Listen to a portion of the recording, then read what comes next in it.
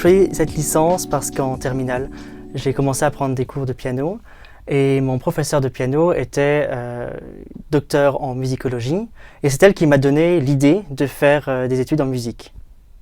Et donc ensuite, j'ai cherché où je pouvais les faire et puisqu'il y a beaucoup de facultés en France qui acceptent les étudiants en musique sur dossier par concours. Et la faculté de Strasbourg est une des rares à accepter les étudiants qui n'ont pas fait de musique avant, ce qui était mon cas puisque j'avais un petit bagage en musique. Et la faculté de Strasbourg m'a permis de commencer mes études en musique. Alors j'ai choisi la licence musique et musicologie avant tout par passion et par volonté de travailler dans le milieu de la musique par la suite. Ça a été assez facile pour moi de faire ce choix, bien que j'ai été assez hésitant à la fin du bac, puisque j'ai eu derrière moi une longue pratique musicale, des concerts, des petites écoles de musique, une expérience scénique, etc. Par contre, il faut savoir que je n'ai pas été dans un conservatoire avant d'arriver à Strasbourg pour les études, donc ça n'est pas forcément un facteur obligatoire. On n'est pas obligé de passer par un conservatoire pour pouvoir faire une faculté de musicologie et on peut y arriver sans aucune expérience musicale préalable.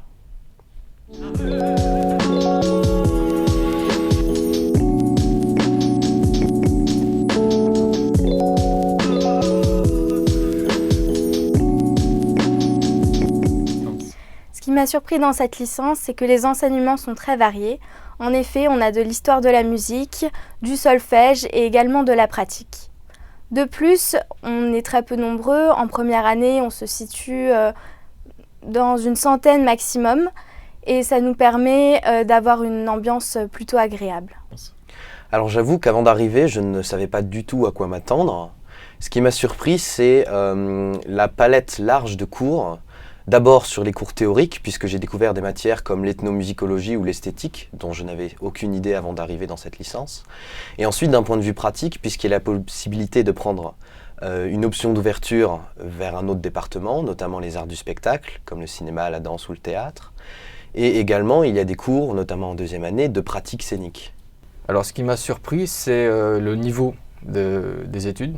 Par rapport au conservatoire, c'est à peu près équivalent, voire même plus pour certaines matières.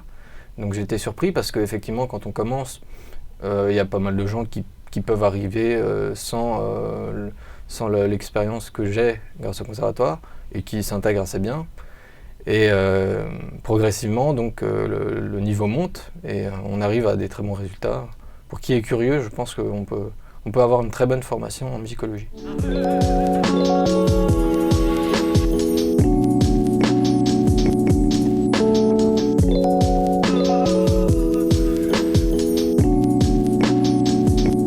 Ce qui me plaît particulièrement, ce sont les cours de pratique.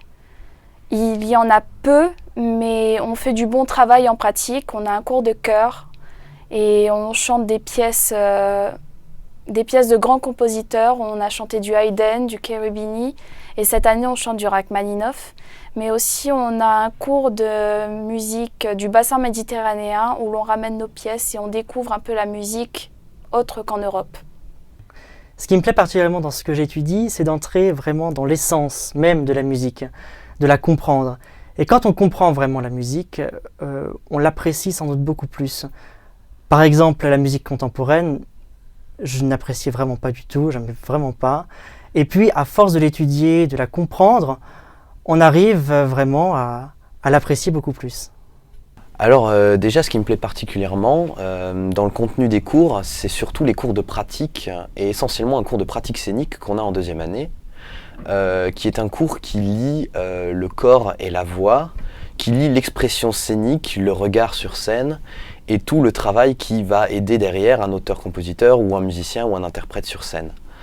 Ensuite, ce qui m'intéresse énormément en musicologie, c'est la rencontre étudiante avec les autres.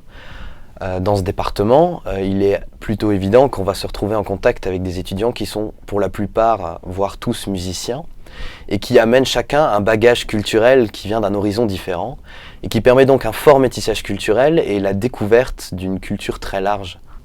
Ce qui me plaît particulièrement, ce sont les matières qui préparent à la recherche, des matières plutôt théoriques, donc comme l'analyse ou l'ethnomusicologie, qui sont des des matières propres à la musicologie en fait. Et ce qui est curieux, c'est que ça m'a plu alors que moi je viens de la pratique plutôt.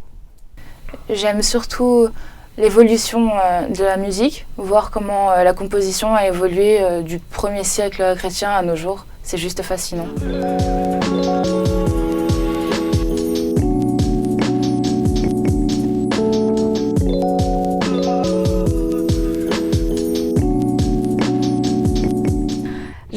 Je me suis renseignée auprès de mon directeur de licence pour savoir exactement qu'est-ce qu'il faut faire pour travailler dans l'ethnomusicologie. Et il m'a dit que ce serait mieux de faire un master recherche et de travailler sur mon mémoire sur l'ethnomusicologie. Et je vais en particulier traiter le maloya, qui est la musique réunionnaise. Pour préparer mon avenir, déjà, je m'attache à travailler sérieusement. Ensuite, il y a la pratique vocale qui est très importante pour ce que je souhaite faire plus tard. Et aussi, ce que je trouve très intéressant en 3e année de licence, c'est le stage qui est obligatoire. Et pour ma part, je le fais à Accent 4, une radio de musique classique. Et ma mission au sein de cette radio, c'est de présenter des programmes, surtout des concerts qui ont été enregistrés dans la région. Alors, mon but, post-études, est de devenir auteur, compositeur, interprète, donc au chant et à la guitare.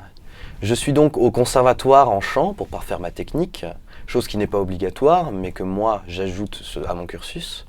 Je travaille également énormément en autodidacte chez moi, chaque jour, plusieurs heures.